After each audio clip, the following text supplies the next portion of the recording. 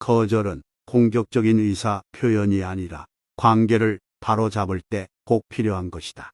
그런데도 부탁이나 요청을 받았을 때 곧바로 거절을 하면 냉정한 사람처럼 보일까봐 적당히 둘러대기도 한다. 거절하는 기술을 모르면 시달림을 받고 어쩔 수 없이 부탁을 받은 일을 해주느라 몸도 피곤하고 하고 싶지 않은 일을 억지로 하니 마음이 불편할 수밖에 없다. 거절해도 괜찮다. 부탁을 거절했다고 전과 다르게 대하는 사람은 당신을 이용하려고 했던 사람으로 생각하면 된다. 부탁을 들어주고 싶으면 확실하게 들어주고 거절해야 할 상황에서는 확실하게 거절해야 오해를 사지 않는다. 돌려 말하지 않고 단호하게 거절해야 맺고 끊는 것이 확실하다는 인상을 줄 수 있다. 거절을 할 때는 무뚝뚝하고 불친절한 말투보다는 정중한 말투로 하자. 부탁을 들어주기로 했다면 할 수 있는 것과 할 수 없는 것을 명확하게 선을 그어 대답해 주는 것이 좋다. 부탁을 승낙하면서 무언가를 해달라고 역제안을 하는 것도 현명한 방법이다. 이런 조건을 붙이면 공평한 거래가 되기 때문이다. 상대방이 부탁한 일과 비슷한 정도의 요구를 하면 적어도 세상에 공짜는 없다는 것을 확실하게 인식시킬 수가 있다. 착한 사람 콤플렉스가 있으면 남에게 싫은 소리를 하지 못하는 정도가 심하다. 다른 사람들이 모두 나를 좋아하길 바라는 것은 이루어질 수 없는 바람이다. 의견을 우물쭈물 말하지 않고 분명히 전달해야 사람들로부터 존중받을 수 있다는 것을 잊어서는 안 된다. 자기 의견을 말할 때 예 또는 아니오를 분명하게 표현하지 못하고 두루뭉술하게 넘어가면 줏대가 약한 사람처럼 보여서 얕보이기 쉽다. 표현을 완곡하게 하는 것과 두루뭉술하게 말하는 것은 전혀 다르다. 평소에 대체 무슨 말을 하고 싶은 거야? 그래서 결론이 뭐냐고? 나는 말을 자주 듣는 사람은 두루뭉술하게 끝맺는 말을 하고 있는 것이 틀림없다. 매사에 자신감이 없고 우유부단한 사람일수록 나는 괜찮은 것 같기도 하고 안 괜찮은 것 같기도 하고 라고 말하면서 말끝을 흐리는데 아무거나 상관없다는 식으로 말해서는 곤란하다. 좋으면 좋다. 싫으면 싫다고 확실하게 표현하는 게 바람직하다. 자기의 소신을 제대로 밝히지 못하면 은연중에 능력까지도 얕잡아 보게 된다. 해야 할 말, 하고 싶은 말을 표현하지 못해서 능력을 제대로 평가받지 못한다면 그보다 억울한 일은 없을 것이다. 사람들은 자기 감정이나 의견을 표현하는 방식이 제각각이다. 소극적인 사람은 무시를 당해도 꾹 참고 상대방에게 표현하지 않는 반면 공격적인 사람은 화를 내면서 자신의 생각을 강요한다.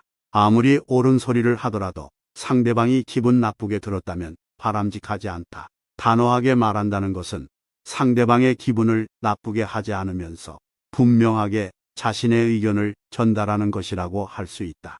같은 말을 해도 자기의 의견을 분명하게 전달하고 싶다면 상대방이 받아들이도록 격식을 갖춰 정중하게 할 필요가 있다. 상대방이 해야 할 행동을 기분 나쁘게 지시하거나 명령하는 것보다는 질문하는 형식을 취하면 부드럽게 말하면서 좋은 결과를 얻을 수 있다. 첫 단추를 잘 깨어야 한다. 아침을 어떻게 시작하느냐에 따라서 하루 일과가 달라지듯 대화를 할 때도 첫 단추를 잘 끼워야 좋은 흐름을 만들 수 있다. 모든 소통은 시작하고 1분도 안 되어서 관심을 끌지 안 끌지가 결정된다고 해도 과언이 아니다. 처음 1분이 다음에 10분보다 중요하다. 1분 안에 상대방의 흥미를 끌 수 있는 아이디어를 메모하고 꾸준히 연습할 필요가 있다. 신문 기사를 읽을 때 보통 헤드라인을 보고 기사 전체를 읽을지 말지를 결정하듯 대화를 할 때도 서두가 흥미로우면 더 자세한 내용을 듣고 싶어서 귀를 기울인다. 대화 주제를 정할 때에는 상대방에게 친근하고 흥미롭게 느껴질 수 있는 것 위주로 하고 이야기의 중요한 포인트를 시작 부분에 넣어서 상대방이 흥미를 보이는지 확인한 다음에 하나둘 이야기 보따리를 풀어내는 것이 좋다. 말은 생각을 담는 그릇이다. 가치가 있는 생각을 해야 말해도 품격이 담긴다. 우리가 바쁜 시간을 쪼개서 인문고전을 읽는 것은 단순히 지식을 얻고자 하는 것이 아니라 나름의 생각을 길러 나의 소양으로 만들기 위함이다. 자기가 말을 할 때 손짓을 하면서 열성적으로 표현을 하는 반면에 상대방의 이야기를 들을 때는 무표정하게 팔짱을 끼고 듣는 사람이 있는데 듣는 방식에 문제가 없는지 스스로 돌아볼 필요가 있다. 말하는 것과 마찬가지로 들을 때도 표현을 해주어야 한다. 듣는 역할에 충실하면 상대방이 이야기를 술술 털어놓게 만들 수 있다. 상대방의 얘기를 끌어내고자 한다면 신이 나서 말하도록 맞장구를 쳐주는 것이 좋다. 돈이 들지도 않고 노력도 들이지 않지만 만족감을 주는 것이 바로 맞장구이다. 상대방이 얘기할 때 적절한 타이밍에 맞아요. 저런, 그랬군요, 정말요? 하면서 반응을 해주자. 궁금한 부분이 있으면 조금 더 자세하게 설명해 주시겠어요? 라고 질문하여 상대방을 부추기자. 그러면 대화가 끊기지 않고 계속 이어질 수 있다. 대화를 할 때는 상대방에게 주인공의 자리를 양보하고 나는 조연으로 머무는 것이 현명한 일이다. 상대방을 주인공으로 만드는 방법은 맞장구를 쳐주는 것이다. 그렇게 하면 100마디 말을 잘하는 것보다 훨씬 더 좋은 인상을 줄 수 있다. 질문을 할 때는 내가 관심 있는 것보다 상대방이 관심 있어 하는 것에 대해 물어보면 대화를 자연스럽게 이어나갈 수 있다. 이런 센스 있는 질문을 잘하면 상대방은 자기 얘기를 잘 들어주는 사람이라면서 나를 더욱 좋아하게 될 것이다.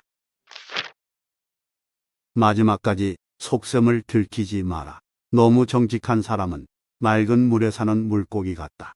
협상을 하더라도 자기가 원하는 것을 훤하게 보여줘서는 상대방에게 잡아먹힌다. 친구 중에 마지막 속셈을 끝까지 숨기는 사람이 분명 있을 것이다. 이런 사람은 부탁을 해도 처음에 무리한 것을 요구한다. 당연히 상대방은 들어줄 수 없다고 말한다. 그러면 그보다 작은 부탁을 한다. 이처럼 상대방에게 속셈을 드러내지 않아야 협상에서는 최종 목표를 달성할 수 있다. 정직한 것은 분명히 미덕이다. 그러나 설득을 할 때는 속셈을 들키지 않는 것이 좋다. 설득을 할 때는 처음에 일부러 부담스러운 부탁을 한 후에 상대방이 거절하면 진짜 목표인 작은 부탁을 하는 것이 효과적이다. 끝부분만 바꿔도 인상이 달라진다. 마지막에 하는 말을 어떻게 표현하느냐에 따라서 받아들이는 느낌이 달라진다. 부정적인 이야기를 전달하는 경우에도 맨 마지막을 긍정적인 말로 마무리하면 상대방에게 좋은 인상을 줄 수 있다.